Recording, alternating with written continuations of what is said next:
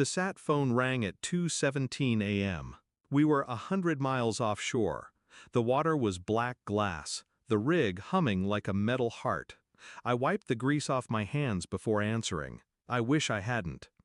"Mr. Maddox?" a woman asked. Her voice was flat, bureaucratic.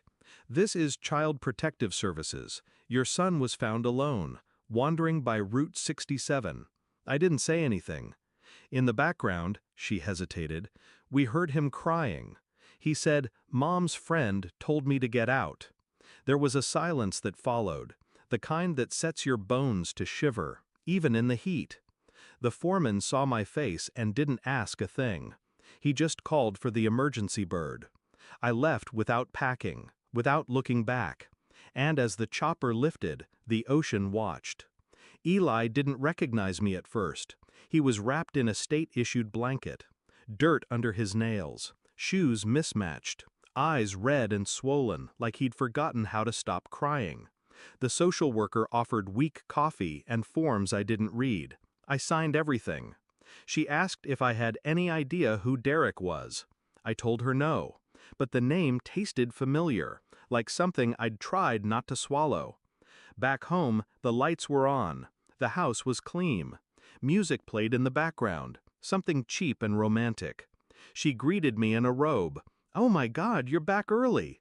Not shocked, not guilty, just off script. Eli ran to his room, slammed the door. She tried to kiss me. I stepped aside. My voice was ice. "He said your friend told him to get out." She blinked. A pause, a hitch. Then, "He misunderstood." I nodded. I didn't believe her, but I nodded. I didn't yell, didn't argue. Instead, I bought silence.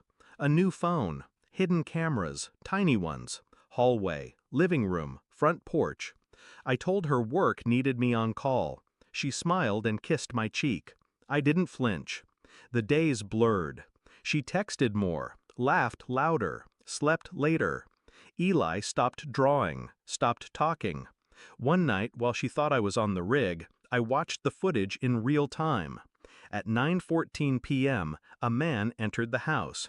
Tall, bald, too familiar. Derek. He brought wine. She brought herself. At 9:37 p.m., they passed Eli's closed door without looking. At 10:02 p.m., Eli opened that same door and walked outside. No one noticed. Not until CPS found him 3 miles away, barefoot on cracked pavement. I waited. 2 days later, while she was at yoga, or pretending to be, I printed everything. Still frames, receipts, call logs. One photo showed Derek shirtless in our kitchen, Eli's cereal bowl behind him. She came home humming, dropped her keys, took off her heels. "Hey babe, wanna order in tonight?" I handed her the folder. She opened it like it was a bill, and froze. Where did you—" "Doesn't matter." She flipped faster. The panic bloomed. "You don't understand. You locked him out," I said, "so you could let someone else in." She shook her head, eyes glassy. "No, it wasn't like that. I didn't know." I walked past her. "No," I said, "you didn't care." The lawyer's office was quiet. The emergency hearing faster than expected.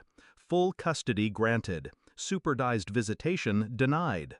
The judge called her neglect chronic and egregious. I just called it betrayal. When she tried to cry in the hallway, I didn't look at her. When she tried to grab my arm, I pulled away like she was smoke. Later that night, I returned home and packed everything. Not mine, hers. Every piece of jewelry I'd ever bought. Every gift. Every staged photograph. Every wedding dress fitting she made a drama out of. All boxed, all labeled, deceit. I left it on her new boyfriend's doorstep. Taped the still image of Derek with Eli's cereal behind him to the top. No note. Some truths speak louder in silence. Eli laughs again. It's small, unsure, but real. He holds my hand when we cross streets now. Double checks the lock before bed. I never taught him that. She did. Some nights I watch him sleep, and I wonder how long he'll carry her shadow before the sun burns it off. She texts sometimes. I never reply.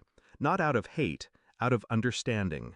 She was a storm pretending to be a home, and I believed her until she left my son out in the rain. I don't miss her. I don't forgive her. But I thank her for showing me who she was before she had the chance to destroy him too.